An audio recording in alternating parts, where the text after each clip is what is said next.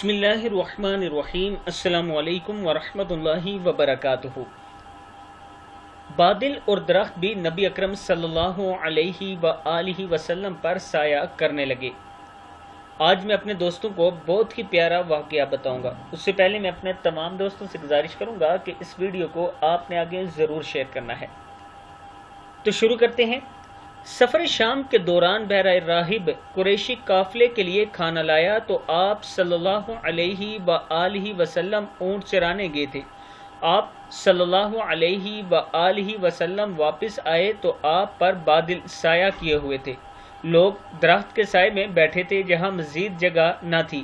آپ صلی اللہ علیہ وآلہ وسلم دھوپ میں بیٹھے تو درخت کا سایہ آپ صلی اللہ علیہ وآلہ وسلم پر جھک آیا۔ اس پر راہب بول اٹھا، دیکھو درخت کا سایہ آپ پر جھک گیا ہے۔ پھر راہب نے اصرار کیا کہ انہیں روم نہ لے جائیں، رومی انہیں پہچان کر قتل کر دیں گے۔ اس دوران رومی بھی نبی صلی اللہ علیہ وآلہ وسلم کو ڈھونڈتے ہوئے ادھر آ نکلے، جنہیں راہب سمجھانے بجھانے لگا۔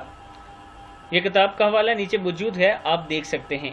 ایک مرتبہ اپنے نبی پر درود پڑھ کر اس ویڈیو کو آگے ضرور شیئر کر دیں۔ السلام علیکم ورحمۃ اللہ وبرکاتہ۔